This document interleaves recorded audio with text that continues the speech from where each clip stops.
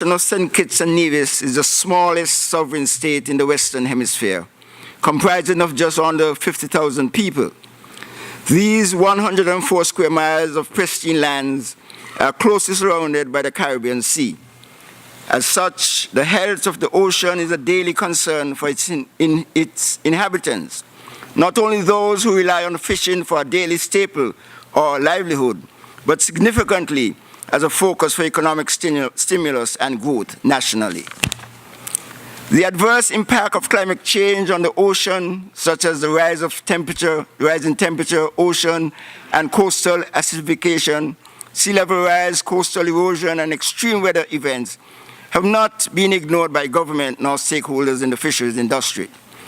In 2011, a strategic plan with a clearly defined ecosystem approach to fisheries management was implemented. This plan allowed government and all relevant stakeholders to chart a course aimed at making fisheries in the Federation truly sustainable. During the research process, which was unquestionably a fundamental aspect in devising a strategic plan, a number of challenges were identified. These included the need for greater communication, representation, and participation among all stakeholders. Additionally, it was determined that attention must be given to more effective disaster risk management. This was deemed critical, particularly in light of the growing effects of climate change. These include the increasing rise in sea level ocean surface temperature, coral bleaching events, and severe storms. We are aware of the damage to the coastal and marine environment, which is of significant concern globally. Marine spatial planning was therefore coordinated to determine a management area comprising of zones for marine protection and other priority uses. This led to a strategic approach to better manage the fishing industry, utilizing the ecosystem as the guiding principle. The ecosystem approach to fisheries resulted in a general vision for the Department of Marine Resources, including short and long-term goals and capacity building geared towards complementing this new approach. As a result, the fisheries sustainability thrust in the Federation of St. Kitts and Nevis is founded on 3 pillars, namely marine management areas, agriculture, and fishing aggregate devices. This has resulted in the strengthening of the basis for implementation of the activities identified and now closely linked to the government support for climate change mitigation measures. Marine management areas were first established in August 2016.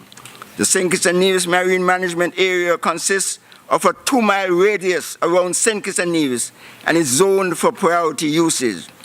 This intention being to better manage the nearshore fisheries whilst reducing conflict between users. Mr. Moderator, it is our view that these types of strategies do set a standard that ensures that fisheries sector can become more sustainable. Additionally, the Department of Fisheries in St. Kitts and Nevis has identified 5 significant management zones, namely conservation, fishing priority, transport, recreation, and mixed use. MMAs assist with climate change mitigation, promoting sustainable use of the resources while establishing areas that focus on protecting valuable resources like nursery beds, seagrass beds, and coral reefs.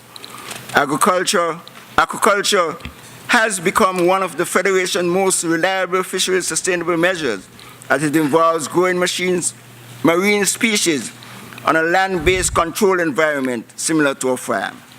This is used for growing species such as tilapia and shrimp. Fishing aggregation devices are man-made devices that attract migratory fishing species like tunas and mahi-mahi.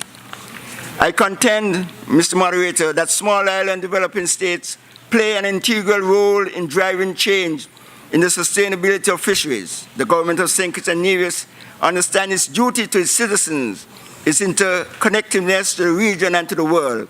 As a result, the government supports the strengthening of ocean-based economies built around sustainable activities such as fisheries, tourism, and agriculture, marine, and transportation. Finally, it is our belief that the future of our people will be brighter if we continue our work in earnest today to protect our oceans from decline. Thank you very much, Mr. Moderator. Thank you. We move to the Honourable